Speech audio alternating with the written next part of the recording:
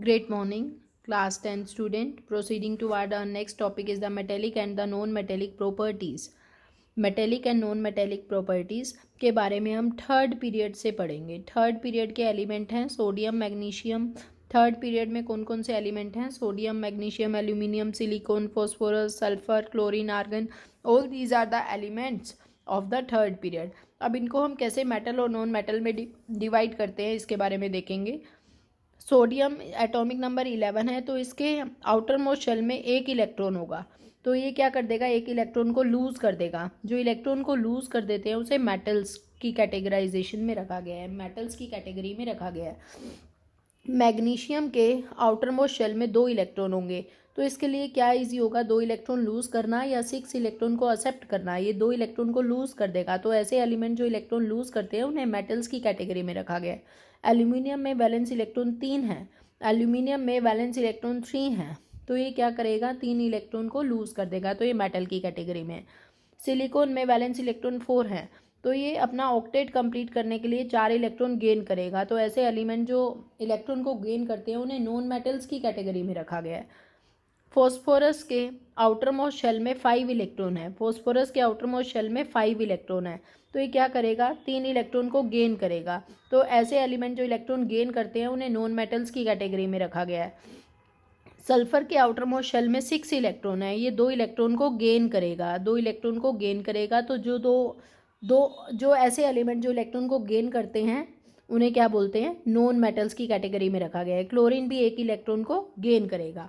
On which side of the periodic table do you find the metal? Metal कहाँ place है? Left side. On which side you find the non metal? Non metal कहाँ place है? Right side. As we can see, metals like sodium, magnesium are toward the left hand side of the periodic table और non metals कहाँ हैं? right hand side. In the middle में कौन से element है? Silicon, which is semi metal और मेटेलोइड. ये semi metal की कैटेगरी में आता है. सिलिकॉन या तो ये 4 इलेक्ट्रॉन को लूज भी कर सकता है और 4 इलेक्ट्रॉन गेन भी कर सकता है. 4 इलेक्ट्रॉन को गेन भी कर सकता है, 4 इलेक्ट्रॉन को लूज भी कर सकता है.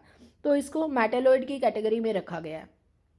और इसमें बहुत दोनों प्रॉपर्टीज़ हैं, मेटल्स की भी नॉन मेटल्स की भी. इन modern periodic zigzag line है जो मेटेलोइड को दिखा रही है. Borderline element boron, silicon, germanium, arsenic, antimony, tellurium and polonium, ये सब क्या है? इंटरमीडिएट प्रॉपर्टी शो करते हैं, मेटल्स की भी नॉन मेटल्स की भी. तो इन्हें सेमी मेटल्स या फिर मेटेलोइड्स के नेम से जाना जाता है. चैप्टर नंबर 3 में आपने पढ़ा था metals tend to lose electron. Metals क्या होते हैं? ऐसे एलिमेंट जो इलेक्ट्रॉन को लूज कर देते हैं. While forming bond they are electropositive in nature. और लूज करने के बाद उन पे कौन सा साइन आ जाएगा? जैसे सोडियम 1 इलेक्ट्रॉन को लूज करेगा तो पॉजिटिव साइन आ जाएगा. मैग्नीशियम 2 इलेक्ट्रॉन लूज करेगा तो पॉजिटिव साइन आ जाएगा. एल्यूमिनियम 3 इलेक्ट्रॉन लूज करेगा तो 3 पॉजिटिव साइन आ जाएगा. They are electropositive in nature. और जो गेन करते हैं they are electronegative in nature. Now how do you think the tendency to lose electron change in a group? अगर हम ग्रुप की बात करें तो इलेक्ट्रॉन लूज करने की टेंडेंसी क्या है? The tendency to lose electron increases in a group on going down. जैसे जैसे हम ग्रुप में मूव कर रहे हैं, ग्रुप में मूव करेंगे तो tendency to lose electron it will increases. How will this tendency change in a period? और पीरियड में क्या हो जाएगा? This tendency will get decreases to lose electron. जैसे हम पीरियड में मूव करेंगे तो ये टेंडेंसी क्या हो जाएगी? डिक्रीज हो जाएगी to lose the electrons.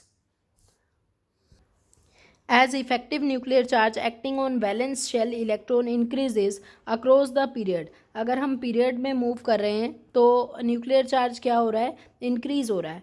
Tendency to lose electron will decreases. Therefore tendency of losing the electron will decreases because nuclear charge is increasing down the group. और अगर हम डाउन द ग्रुप की बात करें तो न्यूक्लियर चार्ज क्या हो रहा है? Nuclear charge by the valence electron opposite हो रहा है, ये डिक्रीज हो रहा है. तो tendency to lose the electron will increases. Very important, very very very important to understand. How do you think the tendency to lose electron changes in a group? Group की बात कर रहा है. ग्रुप में क्या होगा? Tendency to lose electron increases. Along the group अगर हम मूव करते जाएंगे तो वैलेंस इलेक्ट्रॉन सेम होते हैं, तो वो क्या हो जाएगी? Tendency to lose electron increases.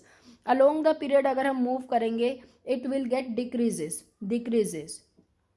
क्यों डिक्रीज हो रहा है, क्यों इंक्रीज हो रहा है, इसका रीज़न आपको यहाँ गिवन है.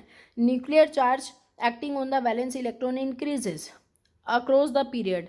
अगर हम पीरियड की बात करें तो न्यूक्लियर चार्ज इंक्रीज हो रहा है, therefore tendency to lose electron decreases.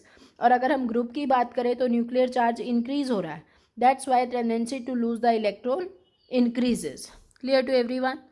Very important difference between the metals and the non metals. With this, I'm going to end this video. Further, we will continue our topic in next video.